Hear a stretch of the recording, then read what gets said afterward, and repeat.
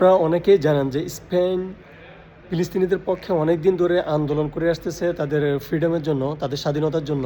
তো এটার প্রমাণ হচ্ছে যে আজকে আমি স্পেনের মাদ্রিদে এসে আমি নিজের চোখে দেখতে পাচ্ছি।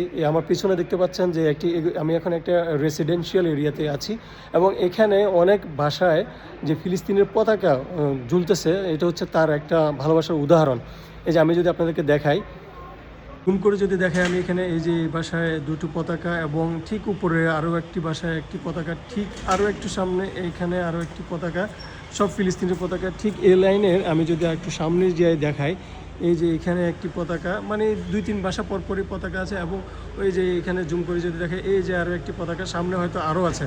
তো এটি হচ্ছে আসলে স্পেনের মানুষ যে ফিলিস্তিনি মুসলমানদের পক্ষে এবং তাদের যে রিয়েলি তাদের স্বাধীনতা চাইতেছে, এটি একটি তার প্রমাণ। এই যে সামনে যদি আমি এই যে এখানে আরেকটি প্রচুর, মানে এখানে প্রায় দেখা যাচ্ছে যে আমি আরও আগে আস্তে আস্তে দেখছি অনেকগুলো পতাকা, ফিলিস্তিনিদের পতাকাও ঝুলতেছে। এখন এই এরিয়াতে আমি আসি, চিন্তা করলাম যে না, আসলে এটা আপনাদের সাথে একটু শেয়ার করি, কারণ ভালো কাজের শেয়ার সবসময় করা উচিত, মন্দ কাজের না। তো যেটা ভালো সেটাকে আমি অলওয়েজ ভালোই বলবো, আর যেটা খারাপ সেটাকে খারাপই বলা উচিত।